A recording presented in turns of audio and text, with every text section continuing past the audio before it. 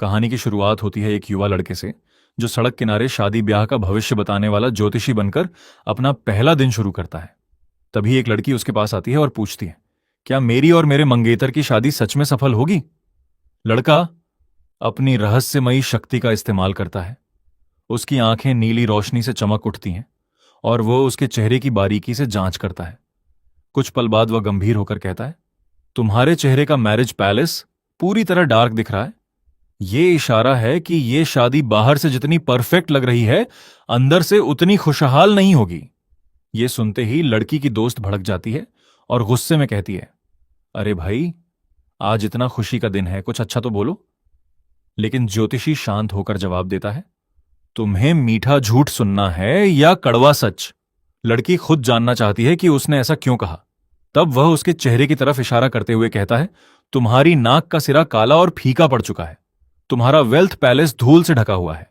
इसका मतलब जिस इंसान से तुम शादी करने जा रही हो, उसकी आर्थिक हालत बुरी तरह बिगड़ चुकी है। तभी उसका मंगेतर वहां पहुंच जाता है। ज्योतिषी उसे देखते ही कहता है, ऊपर से तुम जितने मजबूत दिखते हो, अंदर से उतने ही कर्ज में डूबे हुए हो। यह सुनकर मंगेतर आग बबूला हो जाता है और चिल्लाकर कहता है, हम तुम्हारे कस्टमर हैं और तुम हमें बद्दुआ दे रहे हो। यह सब अंधविश्वास है। लेकिन ज्योतिषी उसकी बात अनसुनी कर उसके चेहरे को गौर से देखता रहता है। फिर वह कहता है, तुम्हारी दोनों भौहों के बीच काली आभा छाई हुई है। यह बहुत बड़ा खतरा है। इसका मतलब तुम्हारे ऊपर बहुत जल्द कोई कानूनी मुसीबत आने वाली है, जो एक छोटे केस से लेकर सीधा जेल तक भी पहुंचा सकती है। यह सुनते ही मंगेतर का चेहरा उड़ जाता है, क्योंकि उसे अपना हाल ही में किया गया बड़ा बिजनेस डील याद आ जाता है। तभी ज्योतिषी आखिरी भविष्यवाणी करता है, वो डील पूरी तरह बर्बाद होने वाली है। तुम अपना सब कुछ खो दोगे, और जिसने तुम्हें ठगा है, मैं जानता हूं वो कौन है। तुम्हारे चेहरे के ये निशान साफ बता रहे हैं कि जेल जाना अब तुम्हारी किस्मत बन चुका है। लड़की सदमे में अपने मंगेतर से पूछती है, क्या फॉर्च्यून टेलर ने जो कहा वो सच है? मंगेतर तुरंत बात को बकवास बताकर उसे नजरअंदाज करने के लिए कहता है, लेकिन लड़की जिद करके उसका बैग छीन लेती है। जैसे ही वह बैग खोलती है, अंदर 50 लाख का कर्ज का सर्टिफिकेट देखकर उसके पैरों तले जमीन खिसक जाती है। मंगेतर घबराकर सफाई देने लगता है, लेकिन उसकी दोस्त बीच में आकर उसे जोर से धक्का दे देती है। तभी पुलिस पहुंच जाती है और पूरा मामला अपने हाथ में ले लेती है, जबकि लड़की टूटकर वहीं खड़ी रह जाती है। उसी समय फॉर्च्यून टेलर के सिस्टम से नोटिफिकेशन आता है, पहला मिशन सफल। कहानी 3 दिन पहले चली जाती है, जहां एक डॉक्टर उसे बताता है कि उसके दिमाग में ब्रेन ट्यूमर है और उसके पास ज्यादा से ज्यादा सिर्फ 3 महीने की जिंदगी बची है। यह सुनकर उसकी दुनिया उजड़ जाती है और वह फूट फूट कर रो पड़ता है। तभी अचानक एक रहस्यमयी सिस्टम एक्टिव होता है और मैसेज देता है कि उसकी जिंदगी रीसेट करने का मिशन शुरू हो चुका है। सिस्टम बताता है कि अब से उसे रोज दोपहर 2 से 3 बजे तक मैरिज रजिस्ट्रेशन ऑफिस के बाहर बैठकर 3 लोगों का भविष्य बिल्कुल सही बताना होगा, तभी उसकी जिंदगी बढ़ेगी। कहानी फिर वर्तमान में लौटती है। तभी एक विशालकाय आदमी उसके सामने ढेर सारे पैसे रखकर अपनी शादी का भविष्य पूछता है। फॉर्च्यून टेलर उसका चेहरा देखकर कहता है, तुम्हारे चिल्ड्रन पैलेस की चमक बता रही है कि तुम्हें आज्ञाकारी और नेक संतान का सुख मिलेगा। आदमी खुशी से उछल पड़ता है और कहता है, बिल्कुल सही। पिछले महीने मेरे बेटे ने मुझे नई कार गिफ्ट की थी। वह गर्व से अपने बेटे की फोटो दिखाता है, लेकिन फोटो देखते ही फॉर्च्यून टेलर मन ही मन सोचता है, अच्छी जमीन पर किसी और की फसल उग गई है। आदमी घबराकर इसका मतलब पूछता है। फॉर्च्यून टेलर समझाता है कि उसके और उसकी पत्नी दोनों के चौकोर चेहरे और चौड़े जबड़े हैं, लेकिन बेटे के नयन नक्श बिल्कुल अलग, नुकीले और नाजुक हैं। वह कहता है कि यह समानता नहीं बल्कि बहुत बड़ा फर्क है। तभी आदमी को पड़ोसियों की पुरानी बातें याद आने लगती हैं, जब वे मजाक में कहते थे कि उसका बेटा किसी से भी नहीं मिलता। अचानक उसे एहसास होता है कि उसका बेटा सच में उसका नहीं हो सकता। वह जमीन पर गिर पड़ता है और फूट फूट कर रोने लगता है। उसी पल सिस्टम का दूसरा मिशन भी सफल हो जाता है। अब एक बुजुर्ग महिला और एक बूढ़ा आदमी उसके पास आते हैं। महिला मुस्कुराकर कहती है, बस हमारी शादी के बारे में कुछ शुभ बोल दो। लेकिन फॉर्च्यून टेलर उसके चेहरे को देखकर कहता है, तुम्हारी उभरी हुई गाल की हड्डियां, पतले होंठ और सनपाकू आंखें बता रही हैं कि तुम्हारे इरादे अच्छे नहीं हैं। तुम शादी नहीं, इस बूढ़े आदमी की संपत्ति हड़पने आई हो। महिला गुस्से से चिल्लाकर उसे झूठा कहती है, लेकिन फॉर्च्यून टेलर बूढ़े आदमी की तरफ देखकर कहता है, तुम्हारे माथे का प्रॉपर्टी पैलेस बता रहा है कि तुम अमीर परिवार से हो और कम से कम एक घर के मालिक हो, लेकिन अब उस पर काली आभा छा गई है, यानी कोई तुम्हारा घर छीनने वाला है। फिर वह सीधे महिला की तरफ उंगली उठाकर कहता है, ये तुमसे नकली शादी करके तुम्हारा घर अपने नाम करवाना चाहती है और फिर तुम्हें छोड़कर अपने बेटे के लिए वही घर खरीदेगी। महिला रोने लगती है और सब कुछ झूठ बताती है। तभी फॉर्च्यून टेलर उसकी बाईं भौं पर बने काले तिल की तरफ इशारा करके कहता है, इसे छल और धोखे का तिल कहते हैं। ऐसे लोग पहले भरोसा जीतते हैं और फिर लोगों को ठगते हैं। तुम पहली बार नहीं, कई बुजुर्गों के साथ यही खेल खेल चुकी हो। महिला घबराकर उस पर हमला करने दौड़ती है, लेकिन आसपास के लोग उसे पकड़ लेते हैं। बूढ़ा आदमी राहत की सांस लेते हुए जमीन पर बैठ जाता है और उसकी जान बचाने के लिए धन्यवाद देता है। तभी सिस्टम तीसरे मिशन की सफलता घोषित करता है। अगले ही पल इनाम का हिसाब आता है। उसकी जिंदगी में 30 दिन और जुड़ जाते हैं। साथ ही उसे 10 लाख की बड़ी नकद राशि भी मिलती है। वह राहत की सांस लेकर धीरे से कहता है, आखिरकार मैं बच गया। घड़ी देखकर वह ऐलान करता है कि आज का काम खत्म हो गया है। लेकिन भीड़ उसे रोकने लगती है। कोई एक और रीडिंग के लिए 1 लाख ऑफर करता है। वही लड़की जिसे उसने पहले बचाया था सीधे 5 लाख देने की बात कहती है। हर तरफ पैसों की बोलियां लगने लगती हैं। तभी काले सूट पहने गार्ड भीड़ हटाते हैं और एक रईस आदमी आगे आकर अपना परिचय वोंग जैन हुआ के रूप में देता है। वह सिर्फ एक रीडिंग के बदले 50 लाख वाली ब्लैक बैंक कार्ड उसके सामने रख देता है। पूरी भीड़ हैरान रह जाती है, लेकिन फॉर्च्यून टेलर शांत होकर कहता है, माफ कीजिए, आज का कोटा पूरा हो चुका है। अमीर आदमी बार बार समझाता है कि नियम बदले जा सकते हैं और रकम भी बढ़ाने को तैयार है, लेकिन फॉर्च्यून टेलर घड़ी देखकर कहता है, करीब 3 बज चुके हैं, अब मैं जा रहा हूं। वह अपना बैग उठाकर चला जाता है और करोड़ों का मालिक वहीं कार्ड हाथ में लिए खड़ा रह जाता है। भीड़ सोचती रह जाती है कि जिसने पूरी जिंदगी सबको पैसे से झुकाया, उसे पहली बार कोई ऐसा मिला जिसे खरीदा नहीं जा सकता। रात को फॉर्च्यून टेलर घर लौटकर गहरी नींद सो जाता है, लेकिन सोशल मीडिया पर उसका वीडियो आग की तरह फैल जाता है। करोड़ों लोग देखते हैं कि उसने 50 लाख का ऑफर ठुकरा दिया, जबकि उसी दिन उसकी तीनों भविष्यवाणियां सच साबित हो चुकी थीं। देखते ही देखते लोग उसे सिविल अफेयर्स ऑफिस का लेजेंडरी फॉर्च्यून टेलर कहने लगते हैं। बड़े बड़े इन्फ्लुएंसर और अमीर लोग उसे ढूंढने में करोड़ों खर्च करने को तैयार हो जाते हैं। तभी आधी रात को सिस्टम का नया नोटिफिकेशन आता है। इस बार मिशन है क्रिमिनल इन्वेस्टिगेशन बिल्डिंग के बाहर बैठकर टैरो कार्ड्स की मदद से मर्डर केस से जुड़े 3 लोगों का भविष्य पढ़ना और उनके राज खोलना। वह तुरंत सर्द रात में काले कपड़े पहनकर वहां पहुंच जाता है, अपना स्टॉल लगाता है और बोर्ड टांग देता है, murder case specialist tarot reading. तभी एक पुलिस ऑफिसर गुस्से में उसके पास आता है और चिल्लाता है, तुम्हें पता भी है ये कौन सी जगह है? ये कोई नाइट मार्केट नहीं है, अभी अपना सामान समेटो और निकलो। फॉर्च्यून टेलर थके हुए अंदाज में विनती करता है, बस 2 घंटे रुकने दीजिए, मैं किसी का रास्ता नहीं रोक रहा। लेकिन ऑफिसर साफ मना कर देता है और धमकी देता है कि अगर वह नहीं गया तो जबरदस्ती हटाया जाएगा। फॉर्च्यून टेलर अपनी जगह से हिलने से इनकार कर देता है। तभी दूसरा तेज तर्रार ऑफिसर और फिर एक सीनियर डिटेक्टिव बाहर आते हैं। मौका देखकर फॉर्च्यून टेलर कहता है, मेरे पास एक अहम सबूत है।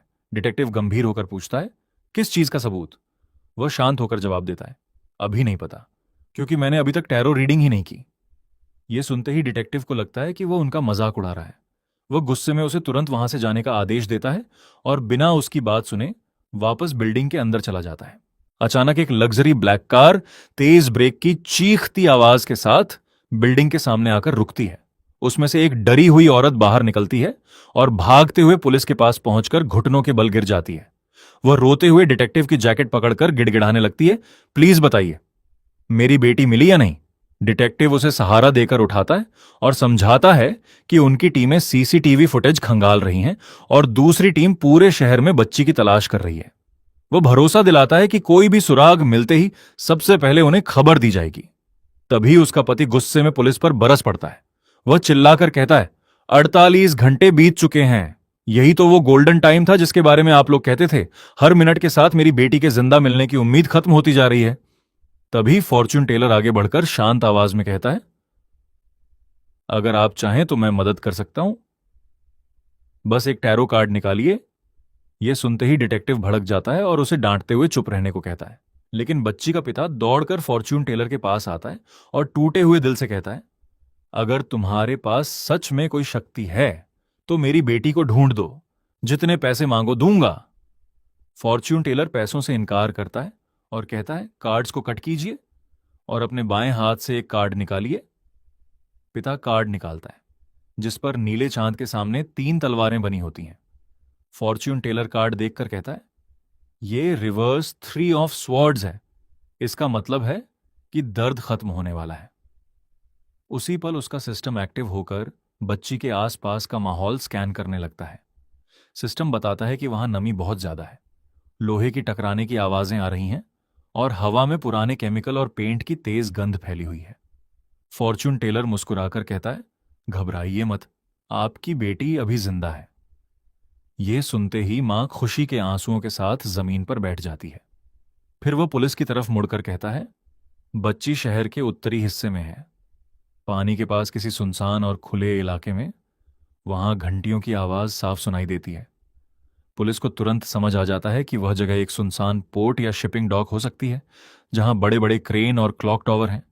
लेकिन फॉर्च्यून टेलर यहीं नहीं रुकता।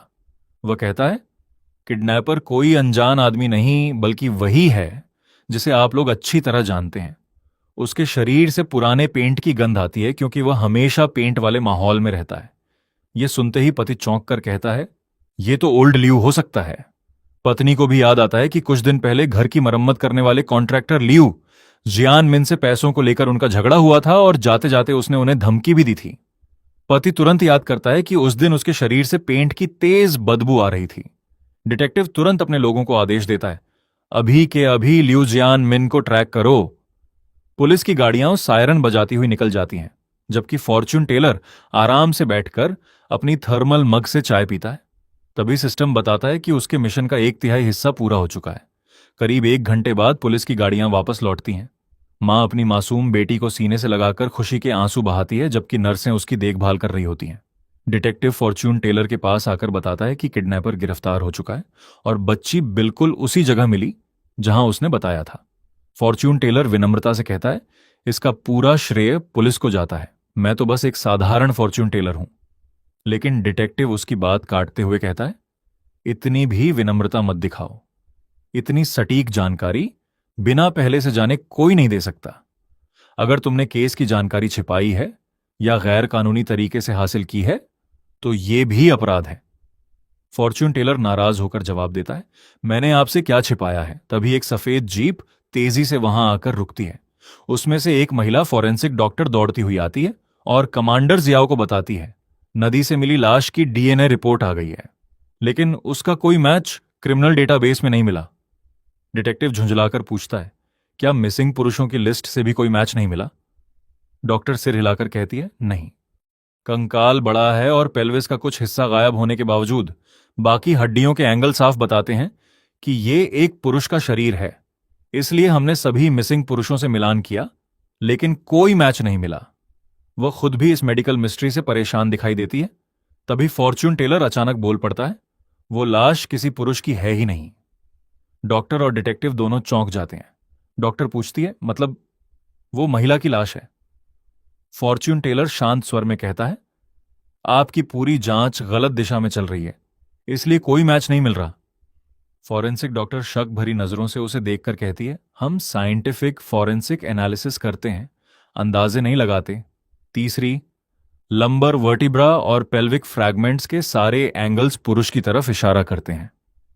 फॉर्च्यून टेलर हल्की मुस्कान के साथ कहता है, अगर आपको अपनी साइंस पर इतना भरोसा है तो एक टैरो कार्ड निकालिए, मैं साबित कर दूंगा कि मैं सही हूं और इस लाश का राज भी यहीं खुल जाएगा। डॉक्टर बिना यकीन के एक टैरो कार्ड निकालती है और उसके हाथ में टेम्परेंस इम्प्रेस का एक बेहद दुर्लभ वेरिएंट आ जाता है। फॉर्च्यून टेलर कार्ड को ध्यान से देखता है। उस कार्ड में एक प्रेग्नेंट एम्प्रेस बनी होती है, लेकिन उसका पेट बीच से फटा हुआ दिखाई देता है। उसका सिस्टम तुरंत एनालिसिस शुरू कर देता है और बताता है कि जिस लाश की बात हो रही है उसने कई सालों तक लगातार मेल हार्मोन्स लिए थे। फॉर्च्यून टेलर शांत होकर कहता है, यह विक्टिम लंबे समय से मेल हार्मोन्स ले रही थी, इसलिए उसकी हड्डियां असामान्य तरीके से बढ़ गईं और पूरा स्केलेटन पुरुष जैसा लगने लगा। फिर वह ऐसा खुलासा करता है कि सबकी सांसें अटक जाती हैं।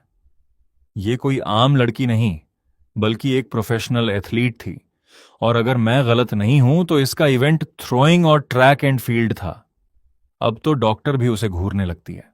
फॉर्च्यून टेलर आगे कहता है, एम्प्रेस कार्ड मां बनने का प्रतीक है, यानी मर्डर से ठीक पहले या तो इसका एबॉर्शन हुआ था या फिर इसने हाल ही में बच्चे को जन्म दिया था।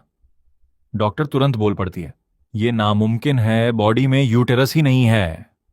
फॉर्च्यून टेलर मुस्कुराकर कहता है, मैडम जरा प्यूबिक सिम्फिसिस के पीछे वाले हिस्से को दोबारा चेक कीजिए। अगर वहां पुराना गड्ढा मिला तो समझिए पहले डिलीवरी हो चुकी थी, और अगर वहीं ताजा फटने के निशान मिले तो हाल ही में अबॉर्शन हुआ है। डॉक्टर कुछ पल सोचती है और फिर डिटेक्टिव से मॉर्ग दोबारा चेक करने की परमिशन मांग लेती है। कमांडर जियाओ फॉर्च्यून टेलर को घूरते हुए कहता है, अगर तुम गलत निकले तो आज रात तुम्हें यहीं से जाने नहीं दूंगा। लेकिन फॉर्च्यून टेलर बिना घबराए टैरो कार्ड्स उसकी तरफ बढ़ा देता है। तभी सिस्टम बताता है कि डॉक्टर की रीडिंग के साथ उसका 2/3 मिशन पूरा हो चुका है। फॉर्च्यून टेलर मुस्कुराकर कहता है, कमांडर, आज की आखिरी रीडिंग फ्री है। जियाओ हंसते हुए कहता है, मेरे दिल में कोई प्रॉब्लम नहीं है। फॉर्च्यून टेलर हल्की मुस्कान के साथ जवाब देता है, भाई, इंसान और मोबाइल में एक चीज कॉमन होती है, दोनों के अंदर बहुत कुछ छुपा होता है, बस पासवर्ड सही होना चाहिए। आसपास खड़े कुछ पुलिस वाले भी हल्का सा मुस्कुरा देते हैं। उधर रात के करीब 12 बज रहे होते हैं, तभी डॉक्टर का फोन आता है। वो घबराई हुई आवाज में बताती है, तुम्हारी सारी बातें सही थीं। प्यूबिक सिम्फिसिस पर वही निशान मिले हैं और टेस्ट्स में टेस्टोस्टेरोन भी मिला है। कमांडर जियाओ की आंखें फैल जाती हैं। डॉक्टर आगे बताती हैं कि उन्हें 3 महीने पहले गायब हुई एक शॉटपुट एथलीट की फाइल भी मिल गई है। अब केस की दिशा पूरी तरह बदल चुकी थी। कमांडर गंभीर होकर कहता है, मतलब अब हमारे सामने 2 केस हैं, एक किडनैपिंग और दूसरा मर्डर। अब उसे भी मानना पड़ता है कि बाहर बैठा ये लड़का एक भी भविष्यवाणी गलत नहीं कर रहा। वह घड़ी देखता है, रात का 1 बजने वाला होता है। फॉर्च्यून टेलर मुस्कुराकर कहता है, कमांडर, आपके पास सिर्फ 5 मिनट बचे हैं। अगर अपने दिल की सबसे बड़ी गांठ खोलनी है तो अभी कार्ड निकाल लीजिए। तभी अचानक सड़क पर एक सफेद कार रॉकेट की स्पीड से आती है, कंट्रोल खो देती है और हवा में उछलकर उनके सामने जोरदार धमाके के साथ पलट जाती है। कमांडर तुरंत चिल्लाता है, सब लोग रेस्क्यू करो। पुलिस वाले आग बुझाने दौड़ पड़ते हैं। तभी फॉर्च्यून टेलर जोर से चिल्लाता है, लेफ्ट साइड मत जाना, वहां फ्यूल टैंक है, अभी फटेगा। एक ऑफिसर उसकी बात अनसुनी करके वहीं पहुंच जाता है। अगले ही सेकंड ऐसा धमाका होता है कि पूरा इलाका हिल जाता है। बेचारा ऑफिसर हवा में ऐसे उड़ता है जैसे किसी ने उसे फ्री में स्पेस मिशन पर भेज दिया हो। बाकी पुलिस वाले तुरंत पीछे हट जाते हैं। एम्बुलेंस पहुंचती है और घायल ऑफिसर को ले जाती है। कमांडर अब फॉर्च्यून टेलर को बिल्कुल अलग नजरों से देखने लगता है। उसे समझ आ जाता है कि ये कोई ढोंगी नहीं है। घड़ी में समय खत्म होने वाला होता है। कमांडर आखिरकार टैरो कार्ड उठाता है। कार्ड निकलता है, रिवर्स जस्टिस। सिस्टम तुरंत उसका मतलब बताता है, बिगड़ी हुई इंसाफ की कहानी और अंदर छुपा गहरा विश्वासघात। फॉर्च्यून टेलर सीधे कमांडर की आंखों में देखकर कहता है, आपकी सर्विस पिस्टल से आज भी एक गोली गायब है। कमांडर का चेहरा सफेद पड़ जाता है। फॉर्च्यून टेलर आगे कहता है, 3 साल पहले एंटी ड्रग ऑपरेशन में आपका अंडरकवर इन्फॉर्मर मारा गया था। आप आज तक यही समझते रहे कि ड्रग माफिया ने उसे बेनकाब किया, लेकिन असली गद्दार कोई और था। कमांडर कांपती आवाज में पूछता है, कौन? फॉर्च्यून टेलर बिल्डिंग की तरफ उंगली उठाकर कहता है, जिसने जानकारी लीक की और जिसने वो आखिरी गोली चलाई, वो इसी बिल्डिंग के अंदर मौजूद है और उसकी गन में आज भी वही एक गोली कम है। ये सुनते ही सिस्टम मिशन सक्सेस घोषित कर देता है। उसने एक बड़े सीरियल केस की गुत्थी सुलझाने में मदद की और एक पुलिस वाले की जान भी बचा ली। इनाम में उसके शरीर की कैंसर सेल्स 8% कम हो जाती है। उसकी जिंदगी में 60 दिन और जुड़ जाते हैं और अकाउंट में सीधे 20 लाख रुपए आ जाते हैं। बैंक का मैसेज देखकर वह राहत की सांस लेता है। रात को घर पहुंचकर जैसे ही सोफे पर लेटता है, नया मिशन सामने आ जाता है। इस बार लोकेशन देखकर वह खुद चौंक जाता है, चुनटिंग इंटरनेशनल बाइलिंगुअल किंडरगार्टन। सिस्टम बताता है कि इस बार उसे बच्चों की हड्डियां टच करके उनके टैलेंट और फ्यूचर की रीडिंग करनी होगी। 3 बच्चों की रीडिंग 100% सही हुई तभी मिशन पूरा माना जाएगा।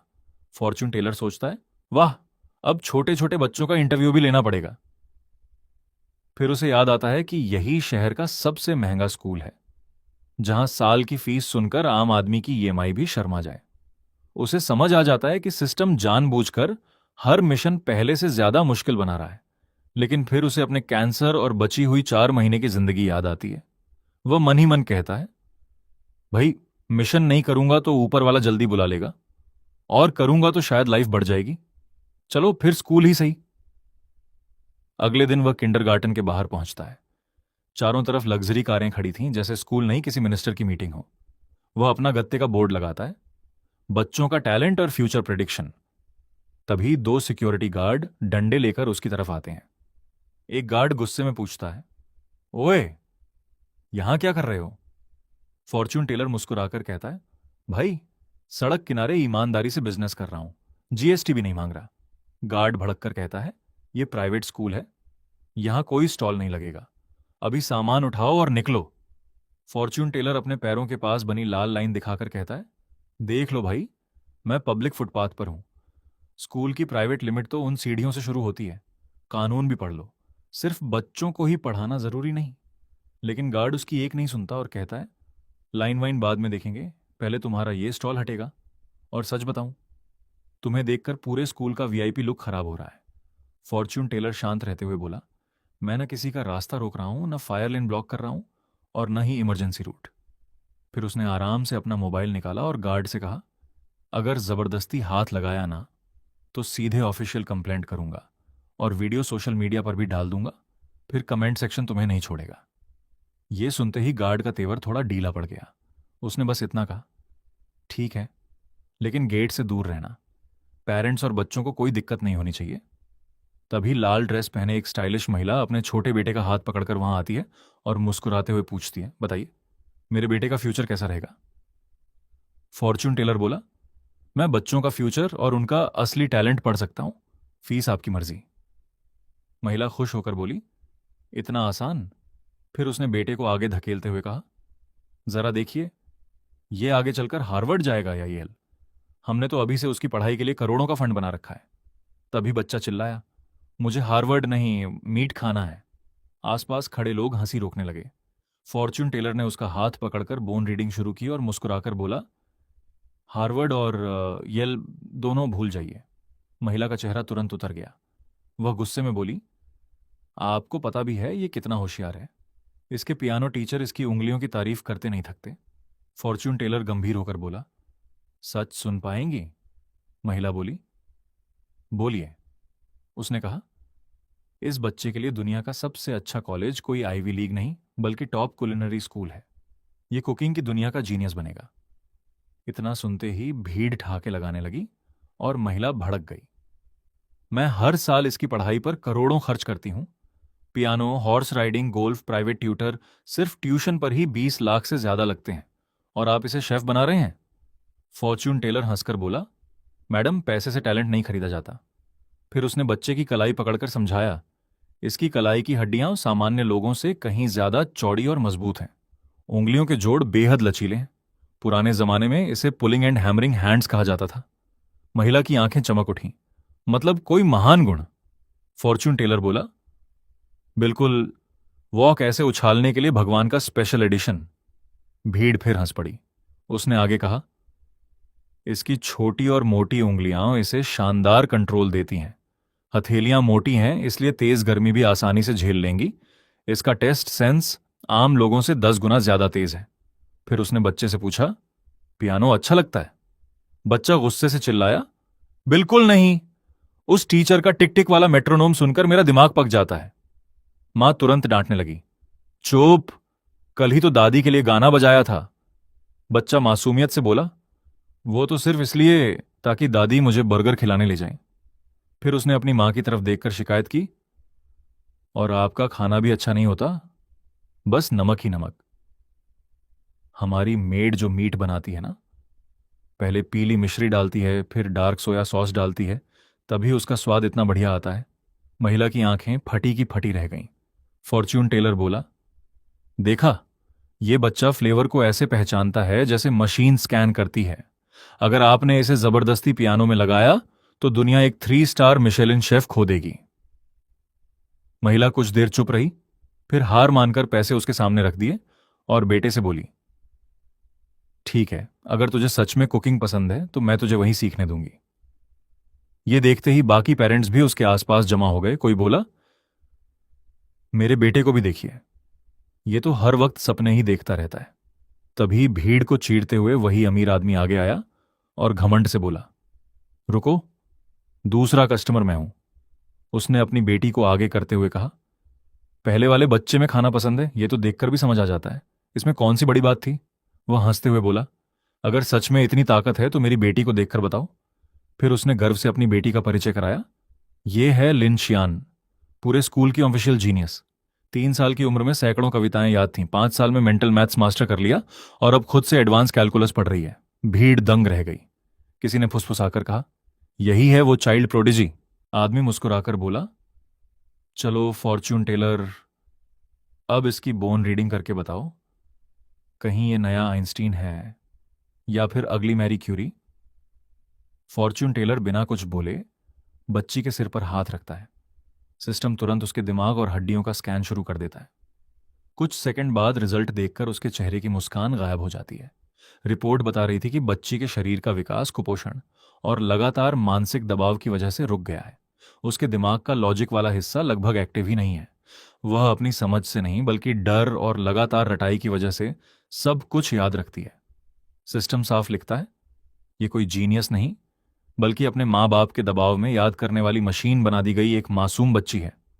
वो अमीर आदमी घमंड से हंसते हुए बोला, क्या हुआ, अब चुप क्यों हो गए? मेरी बेटी की हड्डियों की क्वालिटी समझ नहीं आई क्या? फॉर्च्यून टेलर ने उसकी तरफ सीधी नजर डालकर ऐसा जवाब दिया कि पूरा माहौल जम गया। तुम्हारी बेटी कोई जीनियस नहीं है, वो सिर्फ एक ऐसी बच्ची है जिसे जबरदस्ती जीनियस बनने की एक्टिंग करवाई जा रही है। यह सुनते ही भीड़ से जोर की सांसें निकल गईं। छोटी बच्ची ने भी चौंक कर उसकी तरफ देखा, जैसे पहली बार किसी ने उसका छुपा हुआ दर्द पहचान लिया हो। पिता तुरंत बोला, चलो बेटा, इन्हें अपनी टैलेंट दिखाओ। उसने बेटी को एक बेहद मुश्किल क्लासिकल कविता सुनाने को कहा। बच्ची चेहरे पर जबरदस्ती की मुस्कान लाकर मशीन की तरह बिना रुके पूरी कविता सुनाने लगी। उसकी स्पीड और याददाश्त देखकर लोग दंग रह गए। तभी फॉर्च्यून टेलर ने आगे बढ़कर उसकी पेशानी पर हल्की सी उंगली रखी और कहा, बस अब और नहीं। फिर वह पिता की तरफ मुड़कर बोला, इसे एक भी शब्द का मतलब नहीं पता, यह सिर्फ आवाजें याद करती हैं और रिकॉर्डर की तरह दोहराती है। पिता गुस्से में बोला, तो क्या हुआ, ऐसी मेमोरी भी तो भगवान का गिफ्ट है। फॉर्च्यून टेलर ने शांत आवाज में कहा, गिफ्ट है, लेकिन इसकी कीमत बहुत भारी है। उसने बच्ची की उंगलियां दिखाईं। उन पर दांतों के निशान और छोटे छोटे घाव साफ दिखाई दे रहे थे। फिर उसने उसके सिर के पीछे की हड्डियों की तरफ इशारा करते हुए कहा, इसका बोन स्ट्रक्चर बता रहा है कि यह बच्ची अंदर से टूट चुकी है। इसे हर समय खुद पर शक रहता है। इसे हर हाल में दूसरों की तारीफ चाहिए, क्योंकि यह हमेशा डर में जीती है। फिर उसने बच्ची की आंखों में देखते हुए कहा, मैंने तुम्हारी नजरों में अपने पापा के लिए प्यार नहीं देखा, सिर्फ डर देखा है। तुम रात को इसलिए नहीं सो पाती क्योंकि तुम्हें डर लगता है कि कहीं एक शब्द भी गलत ना बोल दो। इतना सुनते ही बच्ची फूट फूट कर रोने लगी। फॉर्च्यून टेलर आगे बोला, तुम्हें डर है कि गलती हुई तो फिर तुम्हें उस बिना खिड़की वाले स्टडी रूम में बंद कर दिया जाएगा। अब बच्ची पूरी तरह टूट गई। पिता गुस्से से चिल्लाया, बकवास बंद करो। उसने बेटी का हाथ पकड़कर उसे घसीटना चाहा और बोला, इस पागल की बात मत सुनो। लेकिन तभी बच्ची जोर जोर से चीखने लगी। वह जमीन पर गिर गई और रोते रोते वही कविता दोहराने लगी जो उसे जबरदस्ती याद करवाई गई थी। उसकी हालत देखकर पूरे माहौल में सन्नाटा छा गया। वह लगातार रोते हुए चिल्ला रही थी, मुझे अब और याद नहीं करना, एको पापा प्लीज मुझे मत मारो। यह सुनते ही पिता का चेहरा शर्म से झुक गया। वह घबरा कर बोला, मैंने ऐसा कुछ नहीं किया। लेकिन उसकी आवाज में आत्मविश्वास नहीं था। फॉर्च्यून टेलर गंभीर होकर बोला, इसे जितनी जल्दी हो सके साइकेट्रिस्ट के पास ले जाइए। अभी इलाज हो गया तो बच जाएगी, लेकिन 2 साल और ऐसे ही चला तो इसका दिमाग पूरी तरह टूट जाएगा। तब इसकी ये नकली जीनियस वाली इमेज भी खत्म हो जाएगी और ये हाई आईक्यू होने के बावजूद मानसिक रूप से बुरी तरह टूट जाएगी। पिता की आंखों से आंसू निकल पड़े। उसने बेटी को सीने से लगाया, बार बार माफी मांगी और उसे गोद में उठाकर वहां से चला गया। तभी सिस्टम का नोटिफिकेशन आया, आज की 3 में से 2 रीडिंग सफल। तभी एक और लग्जरी कार आकर रुकती है। उसमें से बेहद रौबदार और अमीर दिखने वाली एक बुजुर्ग महिला उतरती है। भीड़ में फुसफुसाहट शुरू हो जाती है, अरे ये तो शिन ग्रुप की चेयरपर्सन है। सिस्टम भी तुरंत स्कैन करके बताता है कि उनके अंदर ताकत और अधिकार की बेहद शक्तिशाली आभा है। दादी मुस्कुराकर पूछती हैं, क्या तुम्हारे पास आज की आखिरी रीडिंग बची है? फॉर्च्यून टेलर सिर हिलाकर कहता है, हां, आखिरी कस्टमर आप हैं। वह अपने पोते को आगे लाकर पूछती है, बताओ क्या यह भविष्य में हमारा पूरा बिजनेस संभाल पाएगा? फॉर्च्यून टेलर कहता है, पहले इसकी बोन रीडिंग करनी होगी। तभी सिक्योरिटी वाले बीच में आते हैं, लेकिन दादी हाथ उठाकर उन्हें रोक देती हैं। फॉर्च्यून टेलर बच्चे के सिर पर हाथ रखता है, उसकी आंखें लाल चमकने लगती हैं और सिस्टम स्कैन शुरू कर देता है। कुछ सेकंड बाद रिजल्ट आता है, लीडरशिप 0, जिम्मेदारी 0, लेकिन पैसा उड़ाने की talent full marks. Fortune teller उसकी हथेली भी देखता है और आखिर में गंभीर होकर कहता है, ये बच्चा आपका बिजनेस संभालने के लिए बिल्कुल फिट नहीं है, बल्कि अगर इसे चेयरमैन बना दिया तो यही आपकी पूरी दौलत खत्म कर देगा। दादी का चेहरा सख्त हो जाता है। कोई वजह? फॉर्च्यून टेलर उसके हाथ की तरफ इशारा करके कहता है, देखिए, इसकी लंबी उंगलियां और पतली हथेली फिजियोग्नॉमी में वेल्थ लीकिंग हैंड कहलाती हैं। यानी पैसा इसके हाथ में वैसे ही टिकेगा जैसे छलनी में पानी। पुराने लोग कहते थे, सोना भी इसके हाथ से बिना आवाज किए निकल जाएगा। फिर उसने बच्चे के माथे की तरफ इशारा किया। यहां की हड्डियां ऊंची और चमकदार हैं। इसका मतलब ये आजाद रूह है। इसे ऑफिस में बैठाकर फाइलें साइन करवाना सबसे बड़ी गलती होगी। 10 साल के अंदर ये पूरा ग्रुप बेच देगा, सिर्फ इसलिए कि दुनिया घूम सके। हो सकता है अंटार्कटिका में पेंगुइन देखने चला जाए, या किसी दिन बोले कि मंगल ग्रह देखने का मन है। भीड़ हंसी रोक नहीं पाई, लेकिन दादी के चेहरे पर चिंता साफ दिखाई देने लगी। उन्होंने घबराकर पूछा, क्या सच में इतना निकम्मा निकलेगा? फॉर्च्यून टेलर मुस्कुराकर बोला, निकम्मा नहीं, बस बिजनेस के लिए नहीं बना। इसकी असली ताकत नई जगहें, नई चीजें और दुनिया एक्सप्लोर करना है। अगर आपकी 3 पीढ़ियों की कमाई इतनी है कि खत्म ही नहीं होगी, तो इसे दुनिया घूमने दीजिए।